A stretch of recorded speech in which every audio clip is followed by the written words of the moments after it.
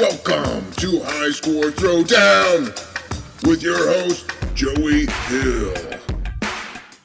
Good evening, everyone, and welcome to HighScore Throwdown. I'm your host today, the Salt King, King of the Jungle, the Savior, Bear Man, Joey Hill. That's me. A lot of nicknames. I have plenty of nicknames. I'm the nickname king, okay? Okay. That's a new nickname. I was told we weren't doing nicknames anymore, so... No, everyone gets nicknames. Who said that? I'm Ace Attorney. Yeah, this is Mario B. Ace Attorney. Ventura. Anyways, I'm pleased to bring everyone, all of our listeners, a special edition of HighScore Throwdown. Today is the Underdog Championship. Of our 3 panelists I have before me, none have yet to be champion. That changes today. Somebody's going to walk away with a crown. It's going to be me. All right. I'm going to introduce you to my panelists here. I have in front of me, this is George Beer Money. And of our few listeners we have so far, I'm sure they're dying to know, George, like, why do we call you Beer Money? Because we've been calling you that since episode 1. So why don't you enlighten our listeners real quick? I came home from the army and everybody started calling me Beer Money. Mario B, can you help George out with the why we call him Beer Money? Because when he came back from the military, he wore a lot of cowboy gear, so we call him the Cowboy, George Gleick.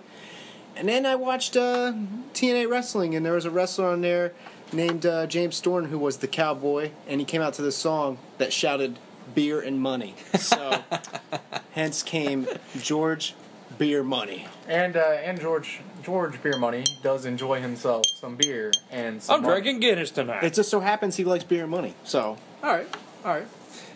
Mario B's are my next panelist over here.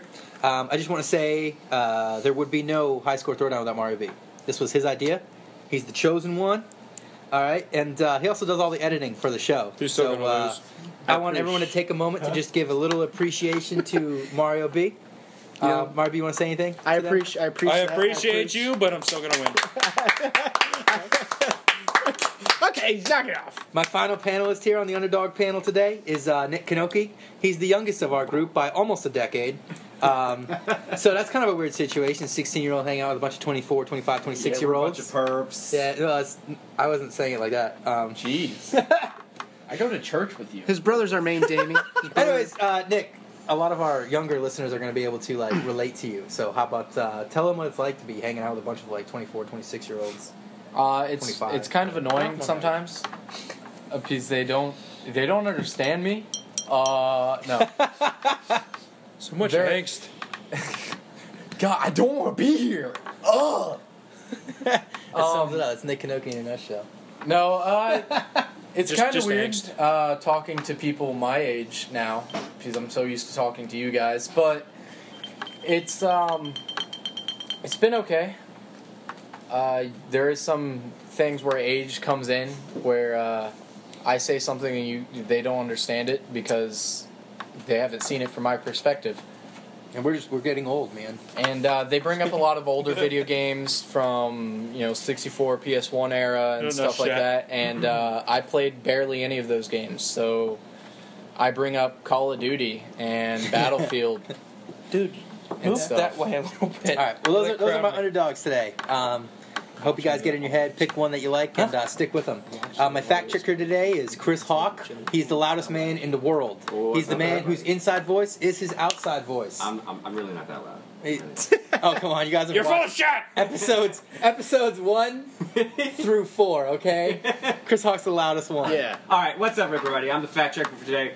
Today we got some special. Since we've gone through 4 games, I'm gonna run down some facts that we've accumulated from these 4 HighScore Throwdowns. He's like a throwdown caster. All right, Nick Knoke to my right has the lowest stats statistically, having starred as once a panelist and a host.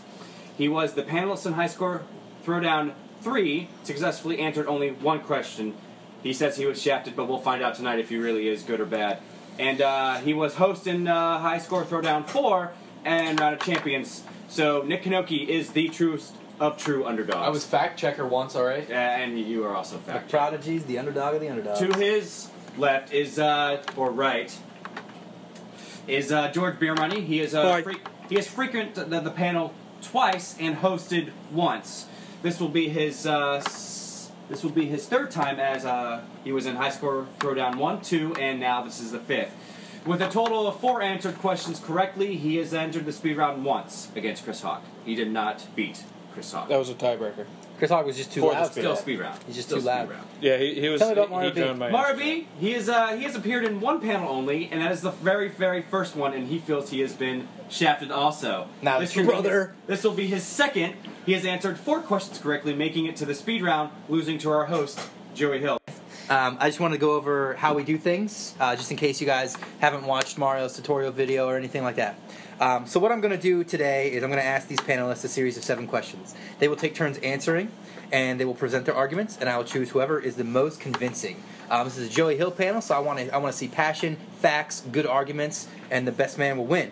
And you'll become the underdog champion. So that'll be like, it's kind of like the United States champion in wrestling. It's This like is the you're not, Special Olympics yeah, of high score. you're not the world heavyweight champion, but you got to go. This is the Special Olympics. No, I'm of the- kidding. of There we go. That's a good way to put it.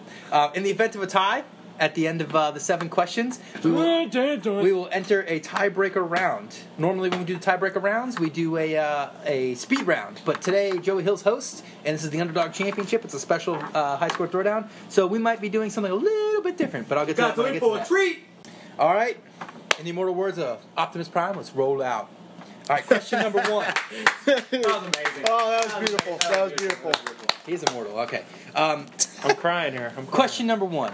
I like fighting games, but my favorite fighting game of all time, or like of all of them, is definitely Street Fighter. I love Street Fighter. I thought Huge fan Marvel of it. vs. Capcom was. I think I fell in love with Street Fighter a little more than I fell in love with Marvel Because vs. I Capcom beat 2. him in number 3. Yeah, shut up. Street Fighters and Marvel's Capcom. Street Fighter. Anyways, a lot of people would argue. I'm not going to argue because, in my opinion, Street Fighter has one of the most creative and best rosters out there. Not to mention, Street Fighter did a lot for the fighting game genre. But what I want to know tonight from my panelists in front of me, I want to know, what do you think is the best Street Fighter character on that roster? We're going to start with George Beer Money over here. Can I take a pause real fast? Or is he saying just best character in general, or best character to play as? Or is it both? In general. Okay. You don't have to pick a playable character.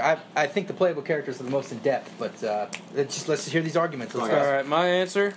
First appeared in number 2. Number 2. His name before he entered the Street Fighter series, Big Dean Caves. Sorry, Big Dean Caves? Big Dean Caves. Big Dean Caves. We all know him as Blanca. Blanca!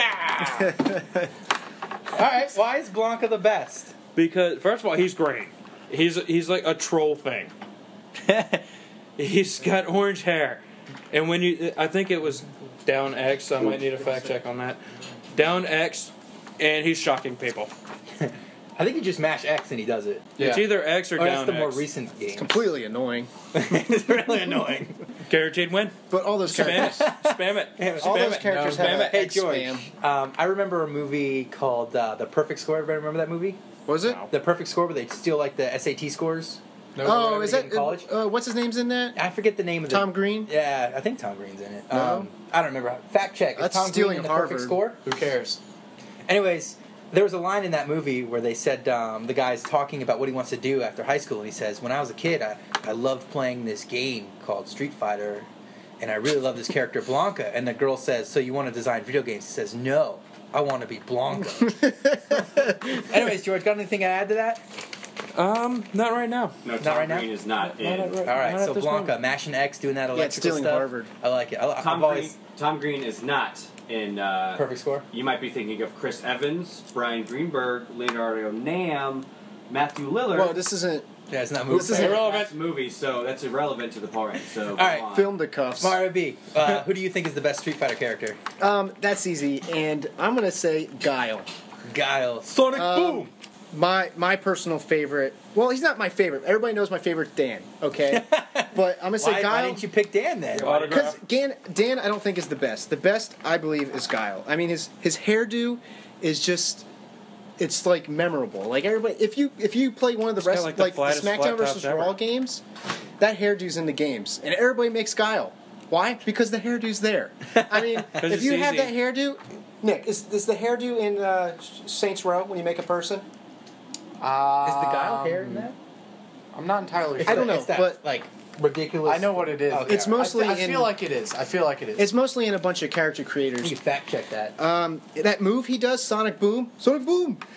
I think that's classic. That's a classic move in any of the Street Fighter games. M. Bison, who's the main villain of Street Fighter 2, he's the final boss. which is, by the way, my favorite Street Fighter game, Street Fighter 2. M. Bison killed Charlie, who was an airman, who was Guile's best friend. And Guile's like the main protagonist, I believe, in that one, because they made him strictly for the Western culture, for us in the United States. So he's our main character. He's America. While Ryu is Japan's main character, Guile is our main character. Ah, I see. Okay. Nick Knoke, what do you think? Best Street Fighter character? So, surprise, surprise, Nick Knoke's not a very big Street Fighter fan. What? Never really been into it. That audio spike there. Never really been into it, but so I'm gonna kind of pick the cop-out answer here. I'm gonna pick Ryu. That is a cop-out. It kind of is, but at the same time it isn't. Because I mean, why is Ryu the best? Ryu is the best because when you think Street Fighter, you think Ryu. You think Hadouken! That's just like, anybody says Hadouken! You think of Ryu and Street Fighter. Yeah. Shoryuken! I mean, always think in other Blanka. fighting games I've played, Blanka. they use the soundtrack, or the sound bit of Hadouken! And I'm just like, isn't that from Ryu, from Street Fighter? Like, it's just a staple on Street Fighter is Ryu. His outfit, I forget what that's called. The gi. The gi. That, like, you see that like a cosplayer, and you're like, what, are you Ryu? And they're like, no, I'm some dude from anime. But you're like, nah, you're really Ryu. It's just so recognizable. It's a staple on pop culture that this is Street Fighter Ryu. Gotcha. Mario B, question for you. Yes. Has Guile ever been on any of the covers? I'm sure he's but I mean like centered on the cover. Street Fighter 2 Championship Edition. Oh, he was? He's on the cover with M. Bison. M. Bison, I believe, is flying at him with a kick. Okay. Because I own that game. Which one was it? Street Fighter 2 Championship Edition. George, you got a for little Sega more Genesis. You got a little more depth on Blanka? Because I mean, Blanka was actually Street Fighter 2 genetically Special engineered. Champion Edition? Is that what you said? Yeah. No, it's Ryu and M. Bison. No, not that one. Took it off. No, it's just the Championship Edition. Fuck. get the word Street fact Fighter check. 2. Street Fighter 2. Yeah, for Sega Genesis. All right, George, a little more depth on Blanka. Give it me. I didn't write anything down Just Championship about Edition. his backstory, but he was I guess he was genetically engineered or genetically altered, one of the two. And yeah, they turned him into a troll. They turned him into a troll. Yes, you're correct. All right. It is Guile doing a Sonic Boom while M. Bison is doing his classic. Gotcha. Turn That's up. gotcha. You got a booger. I just want to Oh, do I say, really? want to say that there's so many Ryu clones in Street Fighter. There's Ken. I mean, there's Akuma. Can't you unlock Charlie though? That's a Guile clone. Yeah, I think the first game he was in was like the next Street Fighter was like one of the Hyper Street Fighter 3s or whatever. Street Fighter. But I mean, I don't really want to argue against Nick because he came in with like the generic answer and he doesn't really play Street Fighter, but I feel like there's so many clones of him, and Guile, he's unique. And Blanka, I could say that he's iconic in a way, but He's iconic, and he's still just as unique as Guile, because I don't think there's any other troll characters. While both your characters are unique and there's multiple clones of my character, I think Guile, you mentioned that he's like America's character. Who wants him as America's character? He looks like a dope. well, I mean, That hairstyle is ridiculous. You met somebody in real life with that hairstyle, I'd punch him in the face. And then he'd probably destroy you with a song. but in the early '90s, that's Japan's idea of us. So And I mean, I'd take offense to that. I honestly would. I would too, but he's our character, so I figure he's And as far as the Blanka best goes, I mean, I'm pretty sure you have his backstory somewhat correct, but like he's just like the cheapest character in the game. If you go off the movie, Blanka in the movie was actually Charlie. What? That's crazy. You Okay. can fact check me. So, quick question for the panel. Mario, who do you play as in Street Fighter? Like, who's your main go-to? Dan. It's bold. George, who's your go-to in Street Fighter? Blanka. Blanka. Nick Knoke, who's your go-to in Street Fighter? You go. I don't know any of their real names. Seth. There's this guy with a mask that I Okay. played. Vega? Fact checker. Vega. Who's your Vega. go-to? Who's Vega? my go-to? Yeah, who's your go-to in Street Fighter? It's Ken. Ken. All right. My go-to is Zangief. Just throwing that out there. Anyways, all right, I'm gonna call it. It's a tough choice. George. Yes. Street Fighter move. Go. What one pops in your mind right now? For Blanca? For anyone. Oh. Name a word. Fucking, Yelled. Shouted. Suplex. Okay, that's all right. I think I'm gonna go with Mario here on this one. I think I like that he presented the American side of it because Street Fighter is heavy in Japan. Big Plus, in Japan. you also got to realize that he's the only one here who actually. It did plays get popular in religiously. America, and I think that guy was one of the reasons why it got popular in America. All right, I got one fact check. Yeah, is, brother. Charlie was first able to be played in the Street Fighter Alpha series right after Street Fighter 2. Roger. Okay. All right. Question number 2. This is going to be an Hyper interesting Alpha, one. whatever. Super Alpha Omega shit. Right? Who'd you give it to? Marby. Okay.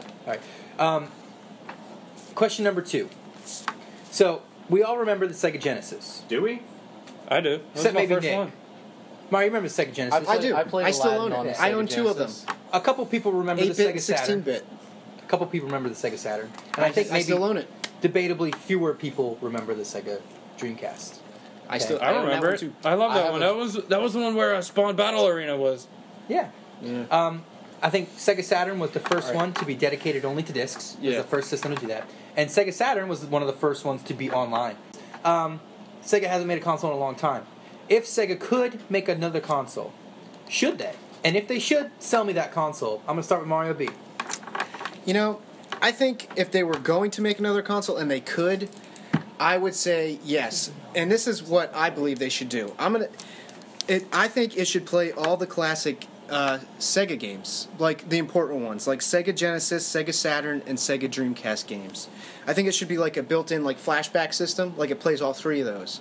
Okay. And I would call it the Sega It's Regenesis. distributed by Sega? Yes. All right. I would say because they have the some off-brand company makes that Retron game or whatever it's called. Okay. You know what I'm talking about? It plays Yeah. all the like old Nintendo and Yeah, all the I've old seen it. games. But like if Sega licensed this, I feel like they could win back some money, especially with like cult followers or people who grew up playing it, so they can have their son, they can buy it for their kids to play. Like, hey, this is what I grew up on. Or all of us could be like, well, I'm going to buy that so I can play with my game nights with my friends. Like I said, I would call it Sega Regenesis.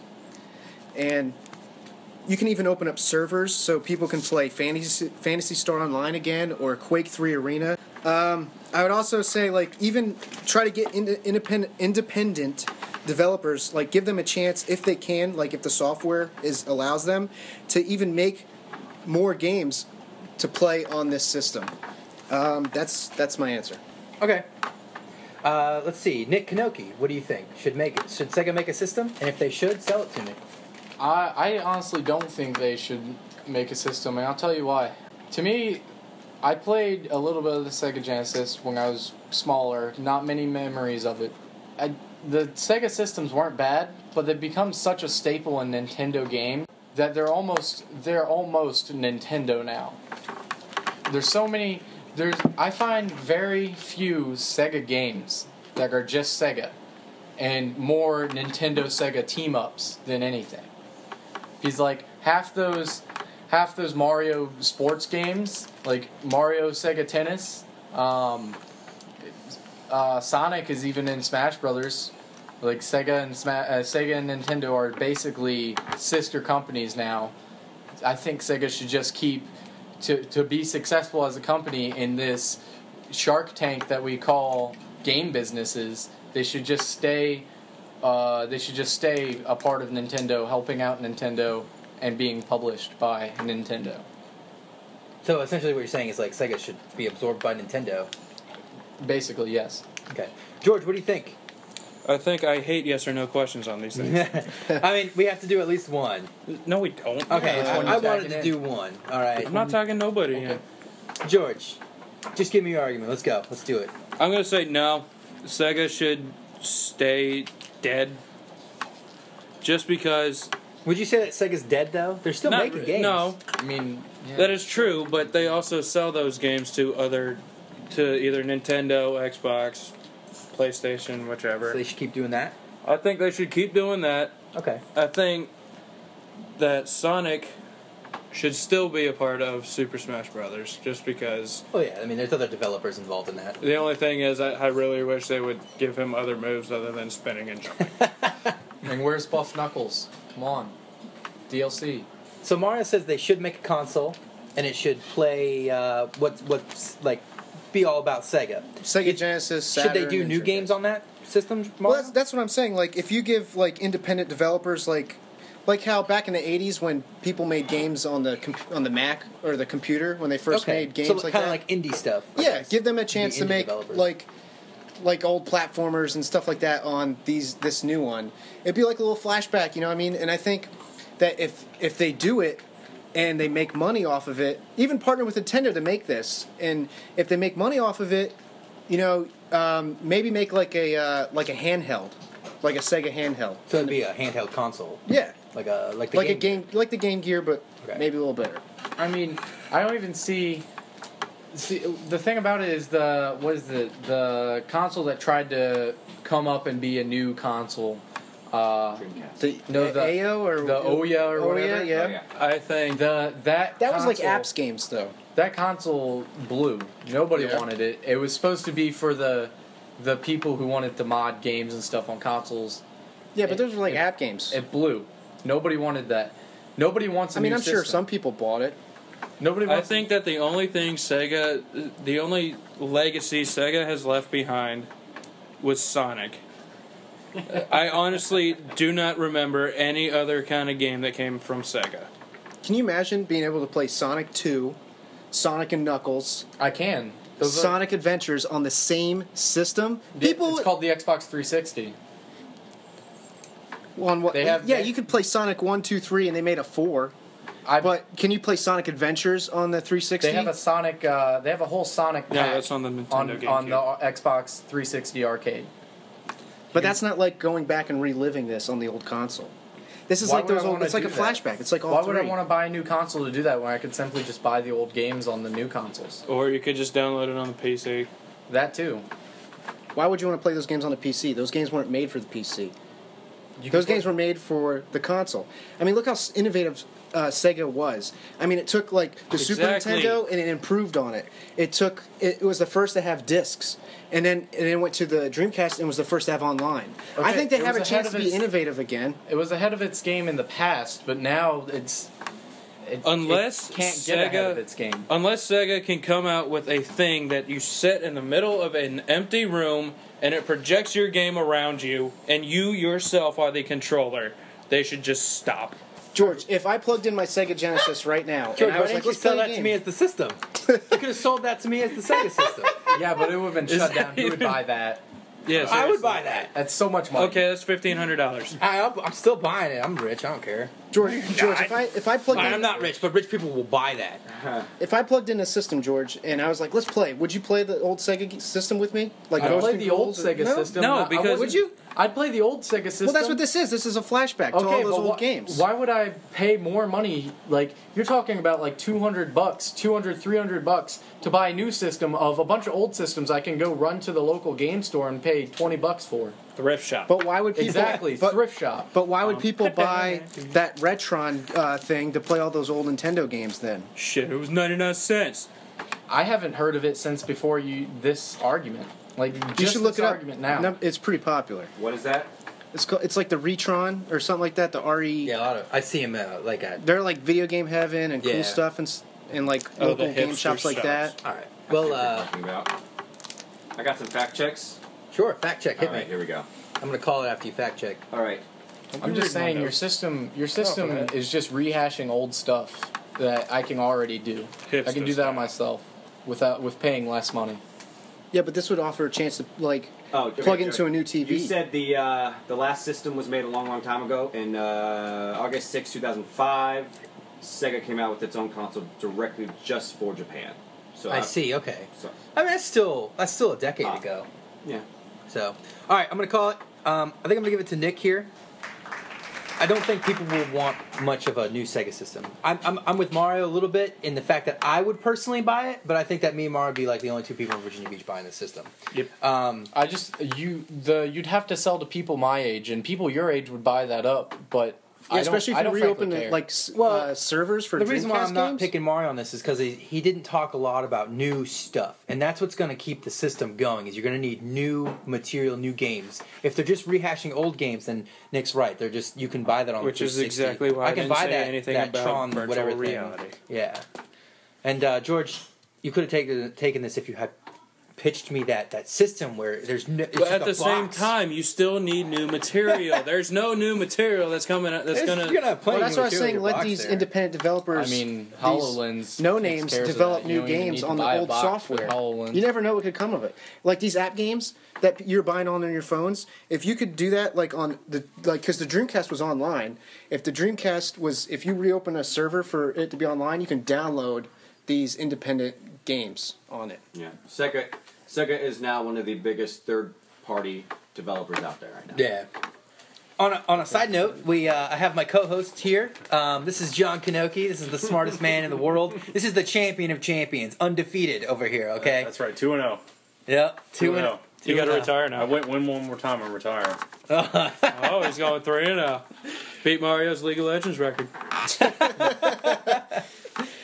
Damn it. All right, so we're going to move into question number 3. After the Champion of Champions session, which I thought was a great session, we started talking a little bit about Assassin's Creed, following up the most unneeded sequel question. So I wanted to ask our underdog panelists today, what do you think's the best Assassin's Creed game? We got a little heated last time, so I'm going to start, with Nick Knoke this time, since I started with Mario B last time. So, obviously, the best of any game series is the first one. The first Assassin's Creed got you so intrigued into the Assassin's Creed world.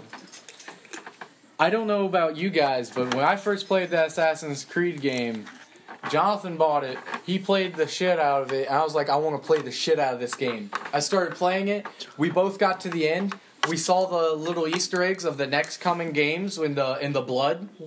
I was so hyped for the next games. The next games let me down. Like, it just was rehashing the same gameplay with new story, and then the story just got bland, and then they just killed the story. Is this an old to me. argument? It sounds rather dated. It was an argument off the air. So we're bringing it to HighScore Throwdown. We're throwing down. The first game was fresh. It was a new idea. The next games, they're all the same. They showed Fact check. See They if brought- Arkham Asylum came out before or after Assassin's Creed.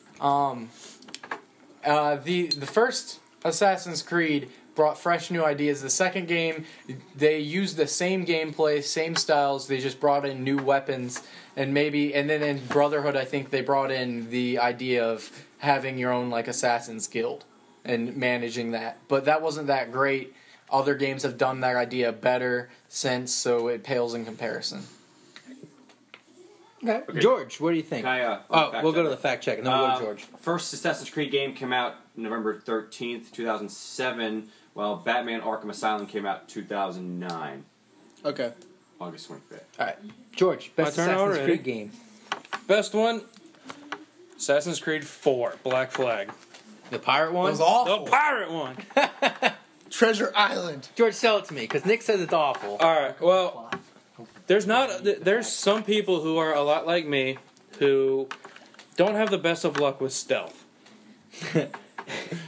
I mean, you're In talking Black to a Flag- big stealth game fan here. That's you. You're the host. You don't count. That's right. I don't count. But Go on, George. Go on. I want to hear why this is the best. Black Flag, you're following the path of Edward Kenway. Okay. Was he in 3? I do not think so. Okay. There was a Fact check. Kenway in 3, I think, though, right? No, This he's is the it. original character for 4. Oh, gotcha. Edward Kenway is the Kenway. grandfather of Connor, the main character of the third Assassin's Yes, Creed. I see. you He's do grandpa. find that out. All right. He's Grandpa Hood. All right. Go on. Anyway, Kenway, he pals around with Blackbeard. Does he? Yes, he does. Blackbeard is one of the people that you're assisting. Tell me about Throughout. Blackbeard. Blackbeard, the best one was he was celebrating something out somewhere, and then but the English caught word of a giant party. So the English come, and you got to fight your way out of a giant naval assault. Okay. Essentially, you got to fight man of wars. Blackbeard's is there the whole time with you? Oh yeah, you're sailing right next to him, and he rips kids apart. Actual kids. Well, you're fighting kids? Probably, I don't know. Jesus. Manhood back then started when you were like 15, so. Nick, are you a man? I ripped Blackbeard apart. No, I don't think you would. But going back towards the stealth over not, there is a lot of stealth aspects to it. However, you don't really need it because you have, first of all, at max level, you have like 6 pistols, like flintlock pistols, as in shit hits the fan, just bah bah. Can you dual wield pistols? No, you just hit the button repeatedly, just blah blah blah blah. So it's kind of like dual wielding. Kinda. Okay. In this one, they introduced a fighting style that no other assassin character in the previous games had, and that is the dual swords. Oh, that's interesting. So you're running around with dual cutlasses. You got 6 pistols strapped onto you.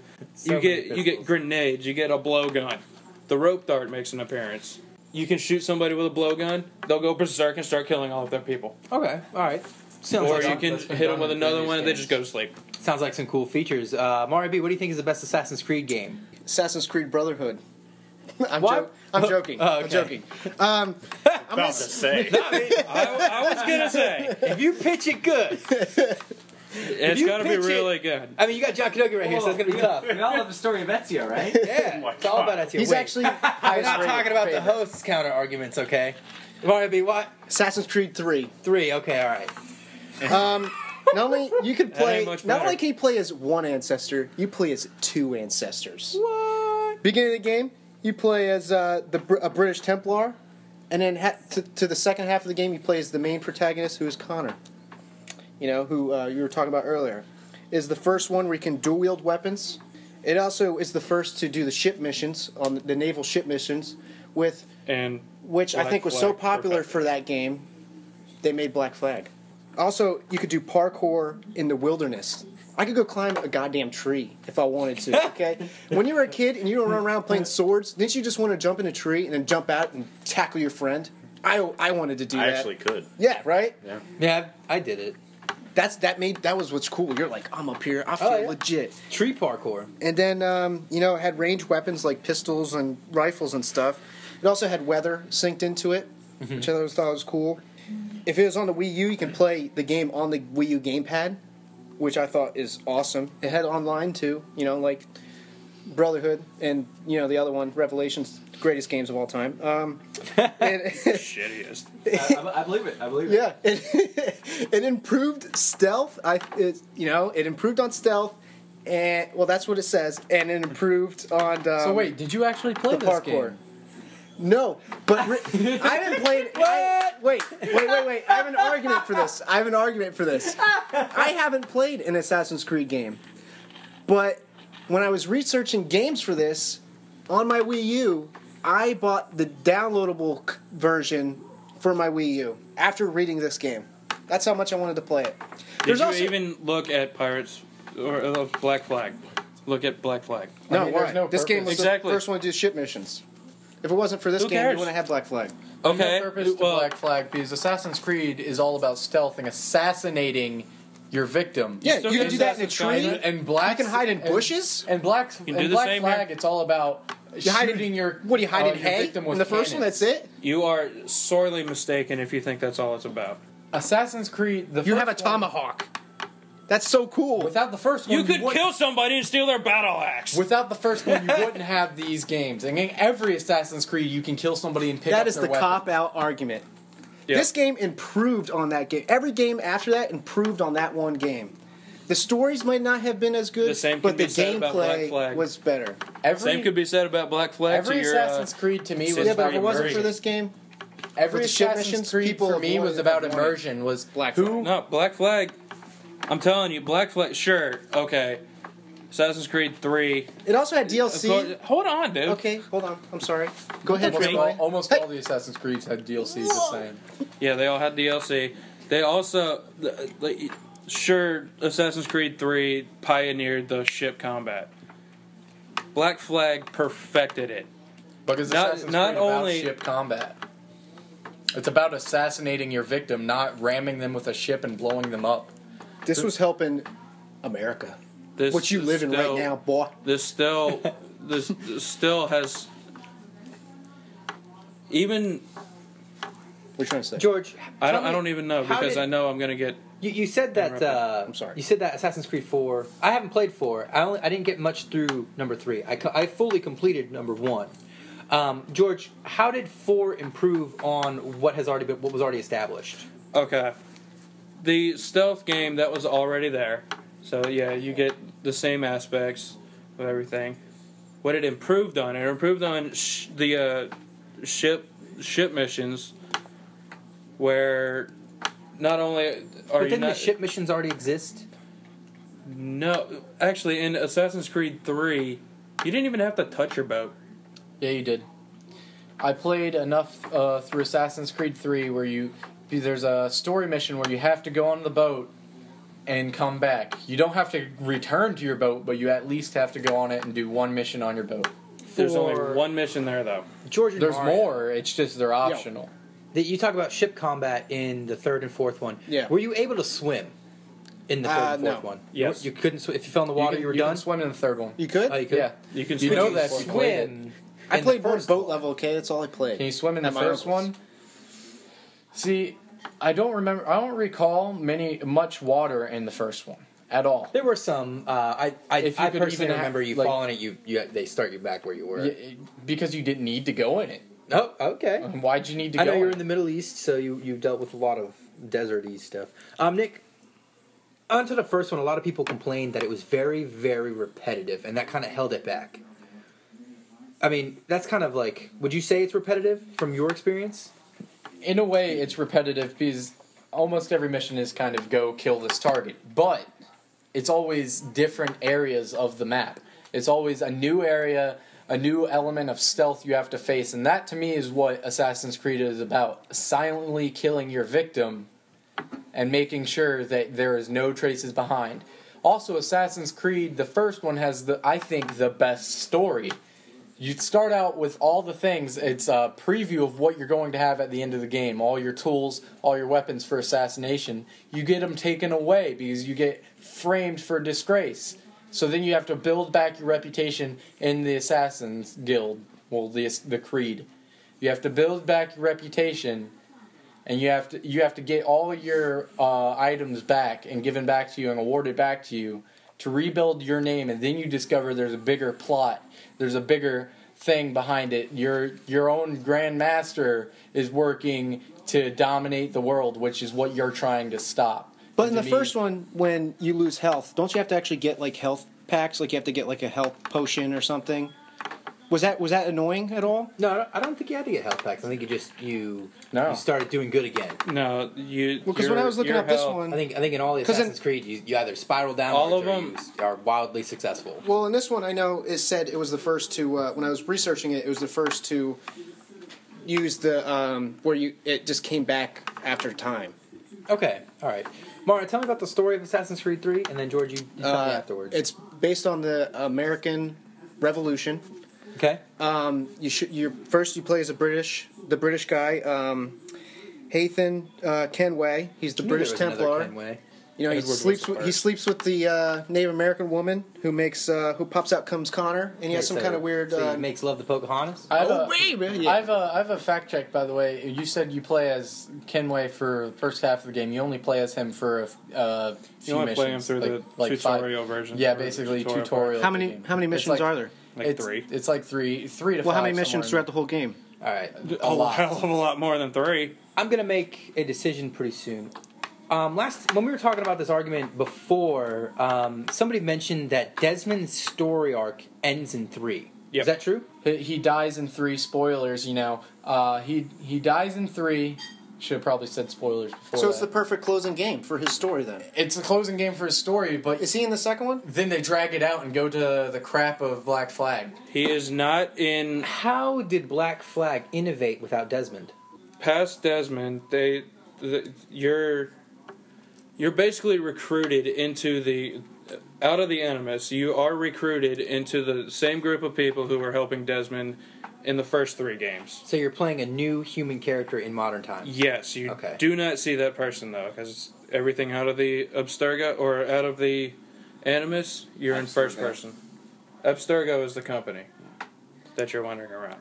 There's DLC in Assassin's Creed 3 where when George Washington becomes president, he doesn't become president of the United States. It's actually, he becomes like the ruler of the United States. Like a king? Yeah, and you have to stop him. It's like the tyranny of George Washington, it's called. That's kind of cool. Is it? I think, but the thing about, for Black Flag, he said you never actually know who you're playing. You may play the guy in the Animus, but to me, that's not who I'm playing. In the first one, I'm playing Desmond Miles, who is playing Altair in this Animus, trying to figure out his past so he can figure out the story that's going on in modern times, figure out all the things, and solve the puzzle of the Assassins and the Templars. Not only did this have online, though, but it also improved on that single player. Added more things that made it more adventurous. I don't know about you, because you've never played it. I don't know about any of y'all. I bought it because of this, so I'm going to play I don't know about any of y'all, but in Black Flag, you can hunt sharks. All right. I'm giving the George right there. Left I'd shark. say you can. All right, wait. You can hunt sharks. All right, and One last thing. I'm going to call it in just a second. a Any lot of fact games. checks? No, you can't. I mean, not in any Assassin's Creed. in Assassin's Creed Back 4, it says Black 4. Black 4. Black 4. Whoa. Bioshock. Bioshock. Battletoads. Apparently, he doesn't. Apparently, Desmond does not really die at the end of Assassin's Creed 3. He spoilers. Retires. He is one of the few survivors in a post-apocalyptic world. It says after Desmond's later death, he will become revered as a god whose well-intended legacy will be that a fan manipulated theory? to control future generations, I don't restarting know. the cycle. I have no Good idea what code. that You should means. double Okay. fact check. But in Assassin's fact check Creed that fact check. 4, Black Flag, samples taken from Desmond Miles' body in the moments after his death have enabled Abstergo Industries to continue to explore his genetic memories using the Animus' newfound cloud computing ability. So you're still playing as Desmond in Assassin's Creed 4, he's dead. But do any of these games You're playing as Deadmond. allude to Yes. the overall plot of Abstergo being the Templars trying to get the ancient artifacts to take over the world? all right, They're panel. still doing the same thing. Just because it's the first one doesn't mean it's the best one. We know that with Mass Effect. Mass Effect 2 is better than Mass Effect 1. Who I won that mean, one? it's not my opinion. Who won that question? I don't think Mass remember. Effect I 1 is think- the best. He gave it to Nick because it was the first one. It's Oh, the all right. best This Mass is the same Effect. thing. All right, so my last question, Mario B. You Yes. haven't played any of the Assassin's Creed. No. Would you rather play the first one or would you rather play 4? I would play 4 because if you can do all that stealth stuff and you can do ship stuff, it seems more unique. Like I have more to do. Okay. Ship stuff. Ship stuff. Shipped up. I think ship stuff. All right, I'm going to call it on this one. I think you should ask the question to both of them, too. All right, well, Fact check. then George, would you rather play 4 or 1? I've played them all, and I would rather play 4. Well, no. Nick, you would should you ask rather him play 3 4 or or 1? 1? 3 or 1. 3 or 1 then, George. I'm sorry. I'd play 3. Fact checking me. You'd play 3? All right. 4 or 3, Nick Knoke? Honestly, I'd play 3 because of the time frame. 3's time frame is the Revolutionary War, which is one of my favorite parts of history. Okay. Kind of a counter argument to Mario here. All right. Since you're playing as Connor's grandfather in number 4, I don't think Connor would be around if 4 hadn't been an idea. But none of them would be around if it wasn't for Altair, you know. I'll tell you, you got it. The dumbest. You got it. All right, anyways, I'm going to give Which it to... isn't who the real character is, it's Desmond. All right, I'm giving it to George on this one. I think that's the one that I would most play out of the 3 for myself. I don't know. I'd want to do that pirate thing, the Blackbeard thing. He said he improved on the ship combat. I think 4 just makes You can a hunt mockery sharks. of, George No, Washington. I don't think that the Yeah, you first can one... hunt sharks and whales. The first one is not always the best one. And in the case of Assassin's Creed, I think that's one of the ones that it's not the best one, because the first one was very repetitive, in my experience playing it. And a lot of people will say that same thing. It was a lot of the same thing over and over and over. And people will also argue that Assassin's Creed 2 is the one that really took it out of that repetitiveness. And then we moved on from there. So George is going to win this one. And to We're the gonna two move on greatest to the- games ever made. I just want to say some things real fast. Brotherhood and For Revelations. review scores, Assassin's Creed scored an 82.92 from Game Rankings out of 100, and not Xbox 360. Assassin's Creed got a 84.92 for Games Ranking, and Assassin's Creed 4 had the best rated of 85. What about 3? What about 3? I said 3. I just said 3. So it had a better rating than 1? 84 had a better rating than 1. Every game so far has had a better rating than 1. All right. It's awesome. But of course, we know that ratings don't mean a thing. Okay. So Fuck you, IGN. we're moving into question 4 here. Okay. All right. Here we go. Question 4. I don't know if a lot of holiday games come out that come out. Okay. And from the holiday games that do come out, they're usually based off of movies, cartoons, or something like that, and they don't last much longer than the Christmas season. So what I want you guys to do is pitch me a Christmas game. I want you to pitch it to me, and I want to be still playing it in January. So we're going to start, I think I started with George Gleick earlier, so we're going to start with him again. All right. Spirit of Christmas. It's the name of the game. All right? Great. I'm good at these spirits. Normally I would start with an explanation of what I'm going with. I want to start with my trailer. Whoa! John Knoke approach. All right, George. I want you to sell me a trailer. Sell it to me like that Braveheart trailer. Give it to me. Screen is black. You hear sleigh bells. You start seeing snowflakes coming down across the screen. The lights come up. You're in a suburban neighborhood. Okay. Camera starts panning over. Boom. 2-story, typical suburban house, white picket fence and everything. I think this is I think you should shut the hell up and let me finish my trailer. This is just unfair. The first person to start with a trailer always Nick, let wins. him finish. I mean, you want go. Smoke's coming up from the chimney and everything. It starts zooming in on that house, but it stops. The camera starts going up. You hear ho ho ho That way? In that way? from above. Okay. Keeps panning upwards. Explosions From the grill all over the fucking place. You're seeing lasers. You're seeing missiles. From the guerrilla war view? I hope so. Santa's shooting at something. You don't know what. Screen goes black. Frosty the Snowman. Evil ass motherfucking grin on his face. Spirits of Christmas. All right. Okay. I mean, how's this game gonna play out though? That was a great trailer. The game. Frosty is trying to take over Christmas. Okay, you could argue that sounds a lot like the Grinch. But the Grinch never tried to kill Santa.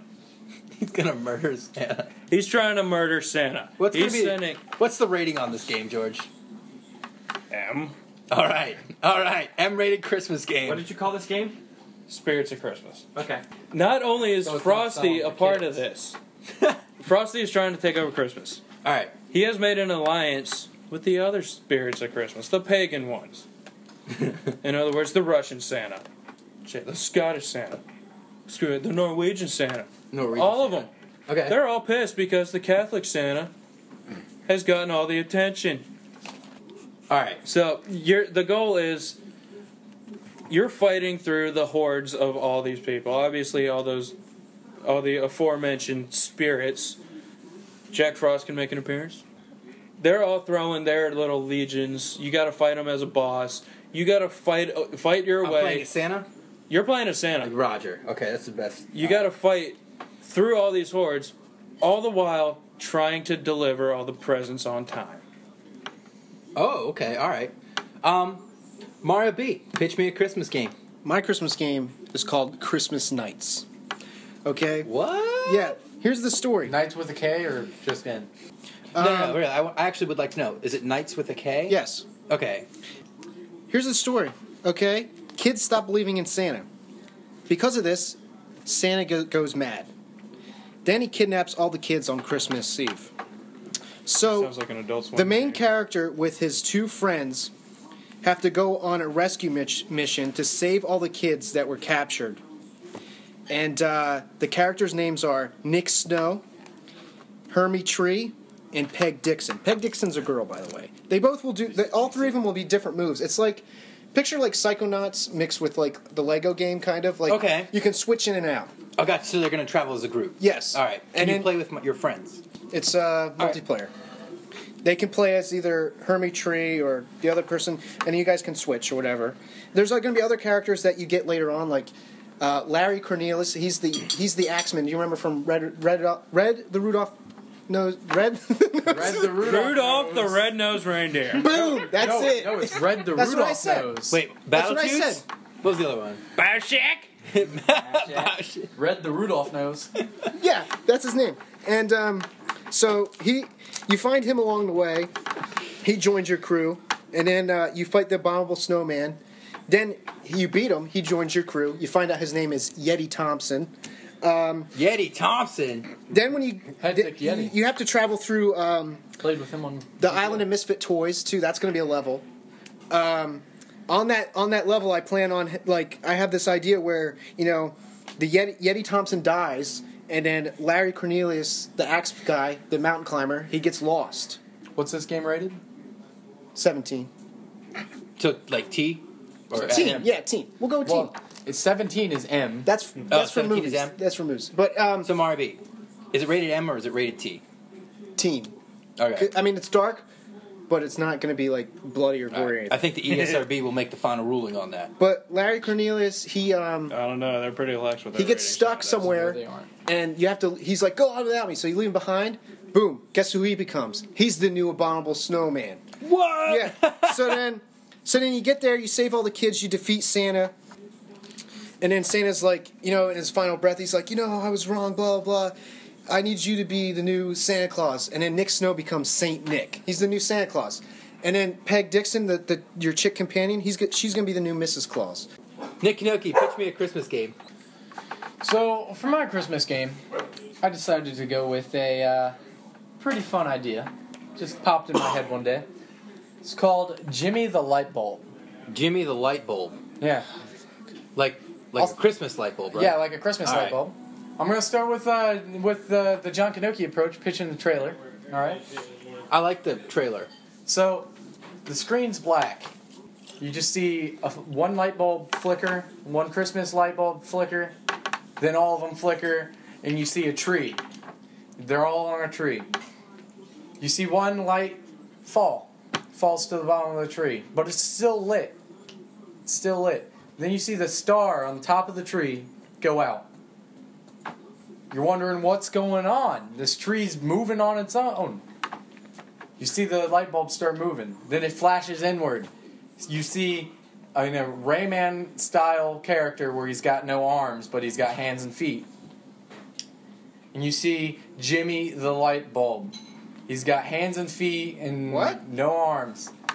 Jimmy the light bulb is a little light bulb that has been tasked by his string of lights to go save the Star Princess. She's been stolen. She's been kidnapped by the evil Nutcracker, who is angry at this tree because he never gets... So is this a platformer? It is a platformer. And you're going up a tree? Yeah, you're going up a tree, fighting... There's some branches that are just kind of flat. You fight some enemies. Sword art? The evil Nutcracker is angry because him and his toy soldiers never get to be put on the tree. So they're going to take the symbol of the tree ornaments, the Star Princess, take her, and get revenge.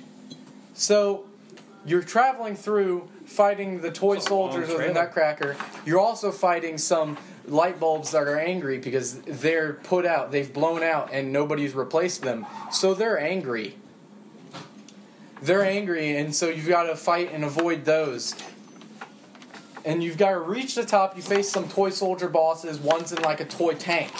You got to fight some toy soldier bosses going up to fight the evil Nutcracker who has the Star Princess kidnapped, and you've got to save her. Okay. All right, Mario B. You want to give me a trailer real quick? Can you give me a trailer? A trailer? Yeah. Parents are tucking their kids in the bed. Okay, picture that. They're like, did you put the milk and cookies out? And the mom's like, yeah, I did it, in lady voice. And then, yeah. So anyway, it blinks, it fades out, fades back into other kids, and all of a sudden it goes to, it says now, and kids are like, say it real. They don't believe in Santa, basically. Sagging their pants. It's gonna montage a bunch of kids doing that. It's gonna be like what Christmas was, what Christmas is now. Okay. And that's parents like, whatever, there's no Santa, and then they're gonna, and then Santa's up in the North Pole. He's sitting on a chair. He's brooding. He's turning evil. You just see the jolly face go into like pale, and then like dull darkness, and then he's got eyeshadow on. He's goth now. He's goth. Gothic Santa. So then you see him kidnap all the kids. All the kids are getting taken, and then you see Nick Snow wake up. He hides under his bed. He comes out, and then it shows a bunch of gameplay footage of you like fighting elves and bosses. And Rudolph the Red-Nosed Reindeer is going to be a boss. Jack Frost is going to be boss. And then it showed you staring down Santa for the last fight, and it's like Christmas nights. I like it. Okay. He tried the George Gleick approach. Co-host, real quick. Are you going to be playing these games into January? I guess it depends on how long they take. Mine leaves an everlasting, with the story I pitched, I think it leaves an everlasting taste in your mouth. Like you're going to be like, what? That was a cool ending. It doesn't even need a Do you sequel. want my honest opinion? Yeah. Nick and Knoke sounds like a movie. I would go see the movie. I don't know if I'd play the game. The other two, I'd probably play. I'm gonna throw in a little twist too. The Nutcracker wants to burn down the tree, so you've got to save your home. You're the game. Pyrotechnics. So is he a Christmas light? All right, He's I'm a going to call it. Christmas light, I'm going to yes. call it. All right, here we go. I'm going to give the point to Mario on this one. I feel like Mario's game is the one I'm going to be playing into January. I'm going to be playing it after Christmas, and that was what I wanted to hear. I do think that Nick Knoke, yours is going to be quick. It's going to be short. It's going to be sweet. It's going to be to the point. It's going to be good. But I'm not going to be playing in January. It's not going to be something I'm going to be playing for a long time. I feel like it's going to be pretty quick. You're going to finish. You're going to beat the platformer. You're going to get to the top. Boom, lights on. I mean, if you take longer than 5 days to beat the game, you're going to be playing in January. That's all I'm saying. All right. Well, George, great trailer. Always great trailers. But I feel like an M-rated game is not going to do it for Christmas. Mine was rated T, so people could buy it for their kids on Christmas. I got no, it. you didn't take I that think we should into try to account. make that trailer. Not really facts, they're just more noticing. The Spirit of Christmas is a short film from the guys who made South Park, and it has Jesus versus Frosty in it. And that's about it. I had never heard of that movie. Jesus. Are you serious? I want to see All right, that. we're going into question 5. All right. Question 5. What I want to know is what was the been most shafted. influential first-person shooter? As in, which game had the most impact on the genre? There's a lot of great ones out there. There's a lot of good multiplayer. So we're going to start with Mario B and talk about the first, the most influential first-person shooter. I think it's Doom, and I think it's Doom because Wolfenstein was the first. Like I think it's considered mostly the first-person shooter, but I think like Doom gave first-person shooters life. It gave it like it spawned a subculture for gaming. It helped push it out there, and like games that came afterwards, they don't compare them to Wolfenstein. They compare them to Doom. Like they call them Doom clones, like Marathon or Duke Nukem's even considered a Doom clone. Whoa! No, you're good. Keep going. The main character, everybody just calls him the Doom guy. Came out in 1993. Within 2 years, though, it had over 10 million players, or about 10 million players. And, it also had a split screen, or it had multiplayer. It was like split screen. It came out on the computer. I don't really know how that works because I never played it cooperatively, but it did have multiplayer, it said. Okay. I've played the multiplayer, so it was there. George Gleick, what do you think? Most influential first-person shooter? Halo 2. I I just say that because I believe that Halo 2 revolutionized the genre of first-person shooters. I think that if Halo 2 wasn't as great as it was, then we wouldn't have the awesome first-person shooters that we have today. It drove Call of Duty to burst forth from their bland World War II stuff into the more modern, fast-paced, hardcore shootouts. He dropped the mic. Oh, no, he didn't. It dropped a pen. It looks like a mic. It could be. Got some intriguing answers here. Nick Knoke, I want to know, what is the most influential first-person shooter? All right, so mine, If he says Modern Warfare. I'm going to go with Call of Duty 4 Modern Warfare. See, I was going to go with just Call of Duty as a series in general, but you can't really do that because the first 3 Call of Duties and then Big Red 1, they didn't have what was great about Call of Duty 4. Call of Duty 4 was just a revolutionized the multiplayer of first-person shooters, and to me, that's On the console? that's what it is. To me, that's what first-person shooters are nowadays. It's multiplayer. There's first-person shooters out there that are just multiplayer. How did it revolutionize it, though? It revolutionized it because it used a class system. So you go in the game, you know what guns you're going to have with you, what gear you're going to have with you, what perks you're going to have with you. So in other words, it took the fun out of surviving long enough to grab your favorite gun. It also, fact checker can correct me if I'm wrong. I'm going to. But it's, Chris Hawk, everybody! I can't remember a game with kill streaks before that. I was blown away. Halo 2 had kill streaks. Halo had kill streaks. Double kill, triple kill. Those aren't the kill streaks I'm talking about. Yeah, it's like, oh man, you got a double kill. It didn't reward me for getting that double kill. Yeah, I didn't get a that only UAV, an airstrike, or anything like that from getting a double kill. Call of Duty's You're talking about multiplayer was kill- already You're established. talking about though. kill rewards. No, Reward Call kills. of Duty's multiplayer was not established On until- the computer, it was. People still play Call of Duty 2 and Call of Duty 3. Those as were like just competitive point multiplayer and shoot multiplayer. Those were just point and shoot multiplayer you had in Maybe. class. There was bunker levels and stuff. Call of Duty 4 gave you kill streaks. It gave you the online multiplayer so you can play with your friends. It gave you So it gave us the fast-paced crap multiplayers we have now. I mean, that's your opinion. Yeah, I mean, okay. I would say that's a little. I'd say little Halo. relevant If you there. want to say that, I'd say Halo 2 gave you the fast-paced crap multiplayers. Just saying. There's Yeah, no sprint because- in Halo That's 2. irrelevant. Keep Because going. it But- doesn't really get much better than Halo 2. Yeah. Call of Duty gave you the kill streaks that you wanted. It gave you when you got 3 kills, it gave you a UAV so you could go get more. No, I don't need kill Okay. streaks. When you got 4 kills, or might have been 5, you got an airstrike or mortar strike, and when you got the highest kill streak in Call of Duty 4, you got an attack chopper come in and rain death from above. What's more awesome than that? All right. So It also put you in a modern setting, so it felt like this could be happening across the ocean right now. all right. Mario, you said that Wolfenstein came before Doom. Yes. How did Doom innovate from Wolfenstein? Because I've heard a lot of people say that Wolfenstein was the first, and they give that credit to Wolfenstein. I say Doom had more levels. Doom had better enemies. Like Wolfenstein had the generic like Nazi enemies, but that we see in all like shooters, kind of like World War II games. But like Doom, I think made it popular when it came out because it improved on what Wolfenstein did. Okay. All right, George. Was Halo 2 the first online multiplayer? Of the Halo 2 franchise. Of the Halo franchise? I'm not sure if it was the first ever.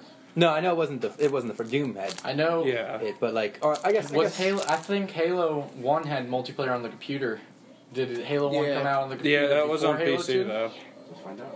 It's still online multiplayer. It originated on the PC. It Well, started on the PC. While my fact check's looking, I'm going to call this one. Oh wow. I'm actually going to. Whoa! I've got more argument. Oh, you got more argument? You can. Oh, I'll give you a chance to say it. Go ahead. I'm saying, like Halo is even moving to the class and perk system that Call of Duty started and innovated. Halo 4 got you setting up your classes, giving yourself perks. I don't see any other game. Do you need multiplayer to be great though? Like last week, I mean, Doom no, has a great single no, player. you don't. But so does People so like- does So Call does of Halo. Duty. Yeah, but people No, like it multiplayer doesn't. more Call than of Duty- single player. When I play Call of Duty multiplayer, People love Doom's. when I play single player. when I play Call of Duty single player. Everybody I loves the personally- Halo campaigns. I personally am not in a military family, but I have multiple friends that have fathers that are Marines, and one of my best friends has his dad is a retired Marine sniper. One of my He was gonna other say friends, meathead. one of my other friends is a retired Navy SEAL. But what does that have to do with being So a first-person shooter? And so when I play the single player of Call of Duty, when I play that and I see the SEALs and the Marines do all this in the game, I'm thinking That's is almost like that a movie. really- It's dramatized. Is that really what my friend's dad is doing? Is it? And it makes me want to go ask him about his career, what he's done in the military. It's just Will so he answer? thrilling and immersing. If he's killed people, he probably wouldn't answer. Oh no, I've gotten plenty of answers that he's killed people from All right, 500 meters. Okay, all right, that's irrelevant, really. 50 confirmed. Sounds like a fact check. show You off got to you me. got anything for me before I call it? I really can't find where Halo started off on the call it. PC. All right, well, I'm going to call it. I'm actually going to give it to Call of Duty here. And I'm not a big Call of Duty fan. But I know Halo 2 did some things for the genre itself. But, I mean, there was Counter-Strike and stuff like that I think that the craziness of first-person shooters would have still happened even if Halo 2 isn't there. Not that I don't love Halo 2, and I had a great time with it. Mario, I think you defeated yourself a little bit by bringing in Wolfenstein into your argument there, because I've played both. Wolfenstein had good enemies, so did Doom, but Wolfenstein did do it first. But and those Doom games just that came after aren't called Wolfenstein clones. People are more familiar with Doom. Okay. Just because it's more popular doesn't mean it's out. Yeah, I gave it to Call of Duty just because I really do think that Call of Duty made a You huge can say that impact about Call of Duty. on the first-person shooter genre. I'm gonna say some 50 facts. Okay. 50 facts. Doom the video game is widely praised as one of the most important and influential titles in gaming history.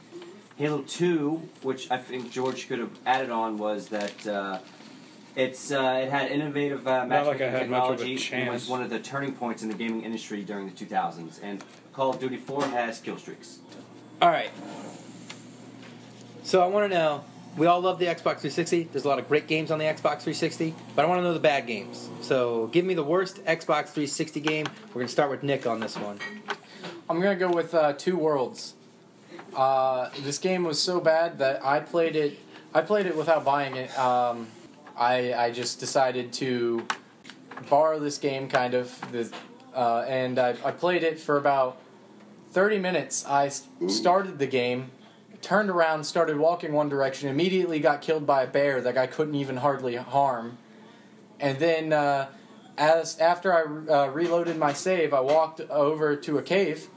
The game gave me no direction, by the way. Walked over to a cave that was that I could walk into. I went into the loading screen, and I got killed by goblins in the loading screen. Couldn't even see him, couldn't fight back. I got killed by goblins in the loading screen. I don't know if that was the game or not, but it definitely made me want to put this game back on the shelf, which I did. 30 minutes of total gameplay. I hated the game. All right. Mario B. What's the worst Xbox 360 game? I couldn't think of a game, but this is the only one I really played that I thought was bad, and it was Superman Returns. I love Superman Returns, the movie. You know, not a lot of people do, but I think it's a great Superman story. When the demo came out, I played the demo, and I thought the demo was good. And it's free roam. You know, it's free roam. They tried to do basically what Spider-Man 2 did on the original Xbox. A lot of people like Spider-Man 2. So they did the free roam. I think it was like 80 meters, or I don't know how they say it in game. It was like 80 some whatever square mile. I don't know, but it was a free roam game. You basically flew around and helped people in distress. You could accidentally kill people if you used your super breath, and that could cost you the game. You'd fight giant robots and stuff.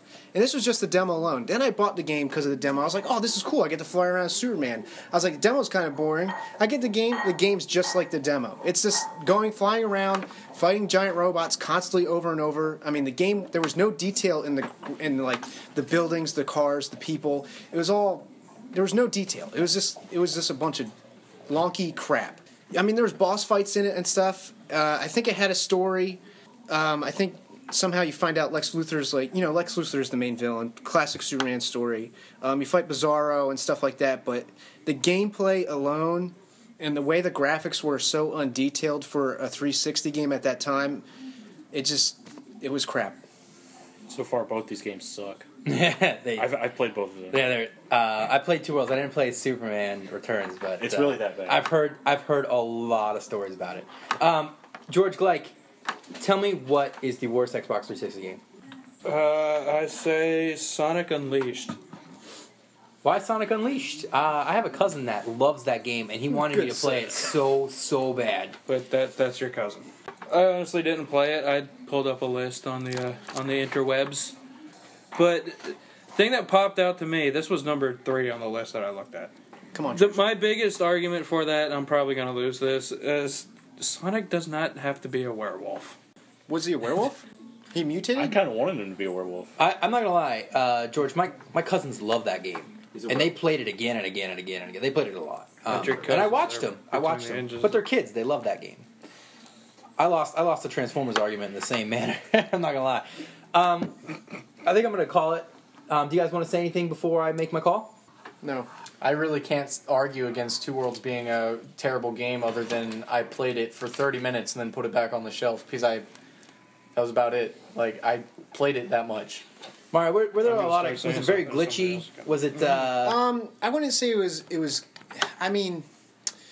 Sometimes you get stuck because they said you could fly over the water sometimes and get to islands. You could not fly over the water. It would freak out and you could get stuck in the air. It was Get stuck in the air. Yeah, I mean when you first pick it up, you're like, oh my god, this is awesome! I can fly. I'm Superman. And then you play and you're like, what? This is crap.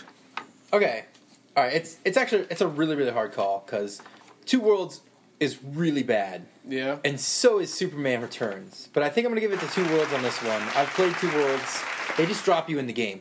You're just there. Yeah. And then they don't tell you where to go.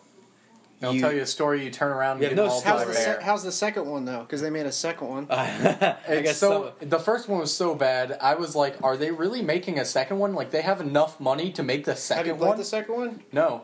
This game didn't spawn anything. It was there and it was crap. At least you knew what was going on. It's a Superman movie. Like, it's a Superman game, so you know that you're Superman fighting villains. Well, what was Two Worlds? A generic RPG? No, it's literally... I have no idea. I don't think anybody knows. No, nobody really knows what What's the Two Worlds story? was. I don't know. I turned around and got mauled by a bear. I don't know what the second world was in Two Worlds. All right. There was really nothing to that game. Out of all three of these games, Two Worlds is ranked the lowest. All right. It doesn't even break 50. All right. So we're going into our last question. All right. George 1 point. Nick is leading with 3. Mario's trailing and close behind him with 2. For me, I think that in order to survive in today's game, you have to do something different. You have to do something that hasn't been done before. You have to do something. You have to break a mold. Okay. You have to innovate. So I want to know, in your guys' opinion, what game did that in the past? What was the most innovative, unique game that really broke the mold? So go ahead and pitch it to me. We're going to start with George. I chose L.A. Noire. Mostly because it's fantastically gritty, post-war, hard to tell if you're playing a game or watching a movie. You're still playing a game. They used a technology called facial mocap, or motion capture, to basically give the characters that in this game, to give them an actual personality. Like, you could tell what they were thinking just by looking at their face. It's a mystery solver, and how many mystery games are there? Created by Team Bondi, published by Rockstar Games. It's set in 1947 Los Angeles.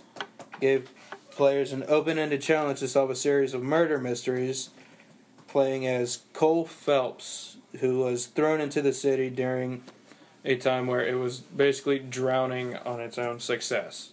There's corruption amongst police officers, there's organized crime, there's a whole bunch of these other factors that you don't want to be thrown into when you're starting off in the police force. Okay, all right. Mario B, what do you think was the most innovative, unique game? In my opinion, I think it's Wii Sports. When Wii came out, I thought the whole system was innovative with the motion sensor. I think it was the first console to do it. Wii Sports came with it, of course, which in high demand with the Wii, it became the second best-selling game of all time, under Tetris. Tetris is number 1, but Wii Sports is number 2. And I think it lasted a while. I don't think it lasted as long as it could have, but I thought it was innovative for, just the way you use the remote and how you, how it just captured the way the motion sensor of the remote. There was tennis, golf, boxing, bowling, and baseball. There was a fitness mode where you can, monitor, use it as an exercise tool. So it pretty much spawned, what Wii Fit became.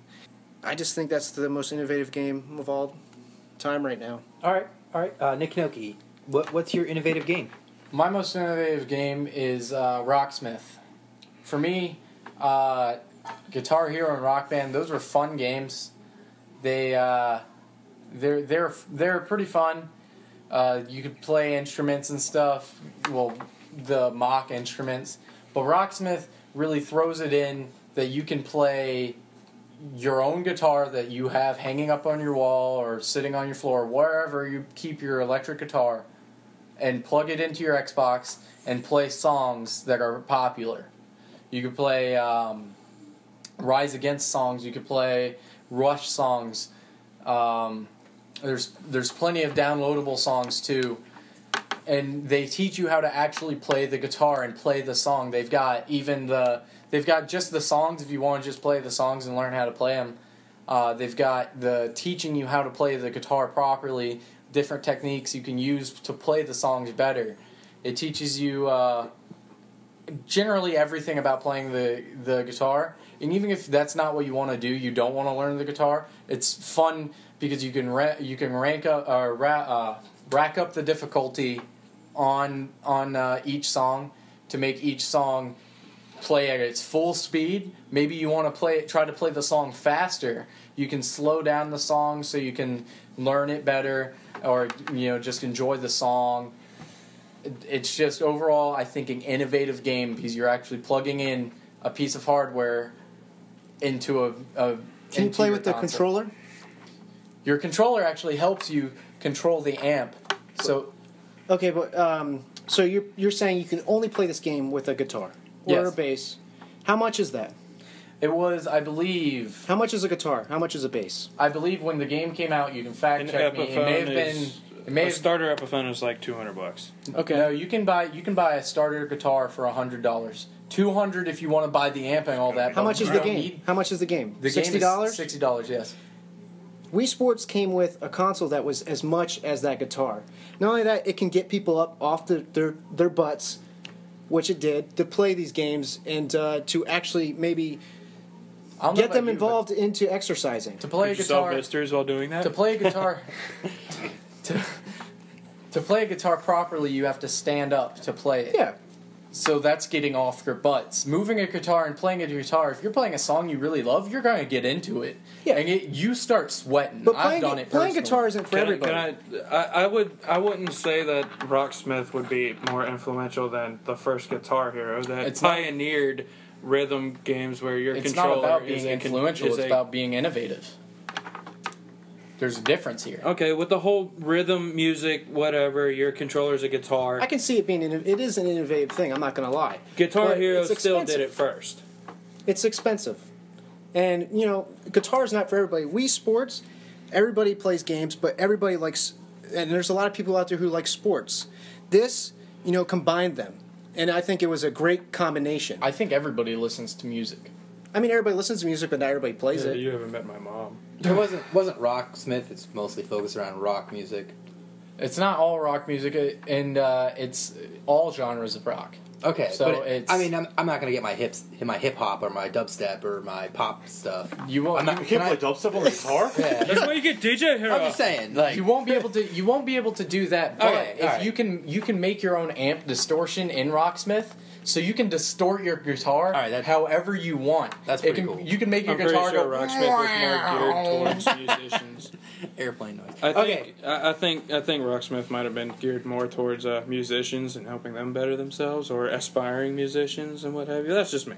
Nick, do you know anybody that learned to play guitar from Rocksmith? My best friend learned to play guitar from Rocksmith. Actually, he was the one that got me into playing guitar because he played Rocksmith before me. Like I was like, How about your yeah. other friends? My other friends, Yeah. every time they came over and he first got Rocksmith, Yeah. they were like, "Let's play." How I long wanna did you guys play Rocksmith. for? He still plays it today. Well, how long did your other friends and you guys play for before you changed the game? I mean, we never really did. We'd sit there, fool around on guitar, play. Would you watch him play? I'd watch him play, then he'd hand me the guitar. And I'd It's get to 4-player. You can have people play all the time. I'm sure you can plug in other guitars band. and stuff, but Wii Sports, gave everybody a chance to do something. And if you weren't good at it, you could laugh it out. I mean, that's what Nintendo's all about. You don't have to be good at something. Still can't solve mysteries Fact and none of checker. them. All right, Fact all checker, right. I have a request George, here. anything more Look on up how Eleanor? much it cost, because I believe when Rocksmith first came out, they had a I would combo say pack something with- if Nick would shut the hell up. No, he's asked. I guess he's just. They had when Rocksmith first came out. I believe they had a combo pack with a guitar, a starter guitar. There's Can you no please question tell your me how game's much that innovative. is? Okay. But my game is All right, I'm not looking so much for at price here because we're talking about innovation.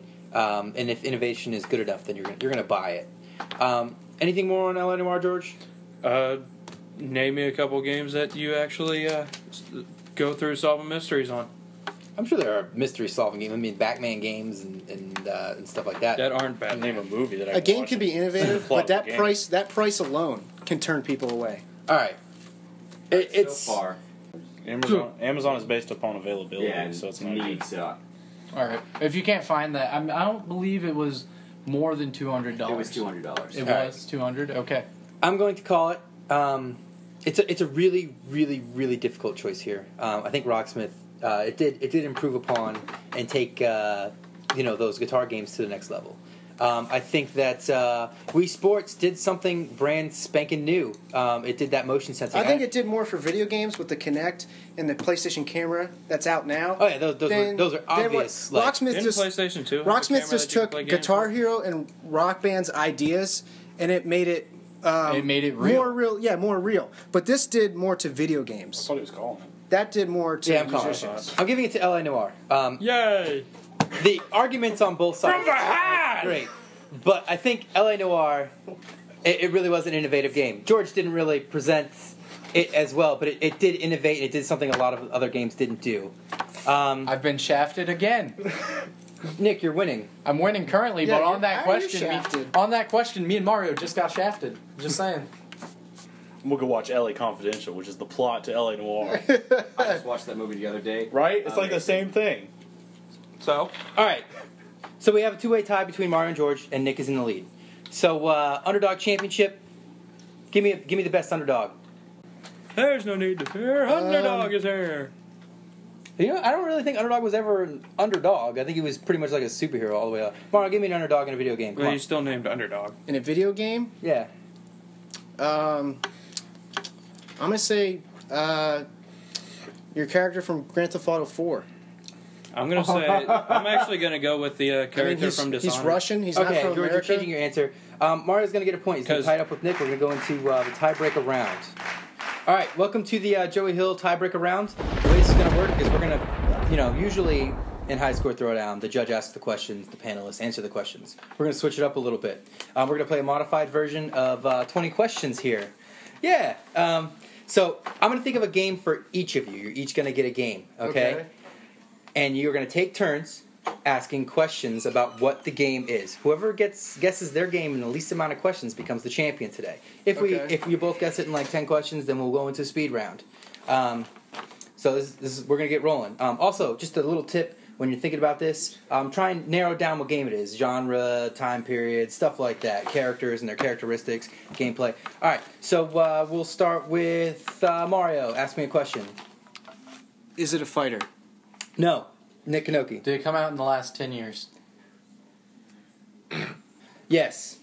Mara B, ask a question. Is it a platformer? Sorta. Nick Knoke. Is it a first person? It's not first person. Mara B. Have I played it? You've played it. Nick Knoke. Is it a role-playing game? No. Mara B. Is it futuristic? Yes. Nick Knoke. Is it sci-fi? Yes. Mara B. Strider. No. Nick Knoke. Is it a puzzle-solving game? There are puzzles in it. Mara B. Does it involve Star Wars? Yes. Nick Knoke. Hesitation. Mario B. Okay. Lego Star Wars. No. Nick Knoke. Has it come out in the last 5 years? No. Mario B. Force Unleashed. No. Nick Knoke. Is it on the 360? No. Mario B. Battlefront. No. Nick Knoke. Is it on the PC? No. Mario B. Republic Commando. No. Nick Knoke. Is it on the PlayStation 2? Yes. Mario B. Bounty Hunter. Star Wars Yes. Bounty Mario Hunter. wins. Well, Nick has one more question. Oh, yes, Nick. You're actually 2 questions behind Mario, so if you guess it, you win. He's not. You don't think he's gonna get it? He won't get it. No, he knows it's on the PlayStation. He knows it's futuristic, or PlayStation 2. He knows it's futuristic. It's come out in the last 10 years or so. Is it Jack and Daxter? He's never played it. Oh, you're so close. You have one more. One more guess. Is it Ratchet and Clank? Yeah, but I think that's actually the same amount of questions as Mario B. So we're going to lightning round. So we're gonna do a lightning round. So that was pointless. Oh my god. Man, as soon as you said I guess it was mine close, first, I was though. like, All right, Ratchet I'm and gonna Clank. let my co-host read off the lightning round questions. All right, let's do this. I'm getting robbed again. Let me finish the whole question we're before you tied. answer. All right. All right, yeah, so let him finish. Question 1. You're feeling nostalgic. You have 2 NES games in front of you. Which do you play? Castlevania or Contra? Castlevania. Contra. Castlevania. Nick. Mario. Or- Contra's multiplayer. Next question. Number 2. Duck Hunt gun or Link's crossbow attachment? Duck Hunt gun. Who said it first? I'm biased. Nick's closer to me. Co-host, what do you think? Who said it first? It depends upon if you take Duck Hunt as an answer, because Mario said Duck Hunt first. All right, I'll give Mario the answer because he said the whole thing. Okay. Question 3. Super Mario Brothers 1 or 2? 2. 1. Click at the same time. No points. Keep going. Guitar Hero 2, Rock Band 2. 2. Rock Guitar Band Hero 2. Man. I'm still stuck on the Wait, Super what'd you Mario say? one. Rock Band 2. And you said... I said Guitar Hero 2, but he said it before me. Yeah, he did say it before you. And for me, it was Mario B. So that was the answer. Go ahead. Better soundtrack, Final Fantasy 7 or Kingdom Hearts? Kingdom Hearts. Final Fantasy 7. Nick Knoke. Next question. I never played those games. Princess Peach or Princess Zelda? Zelda. Peach. Nick Knoke again. I think that...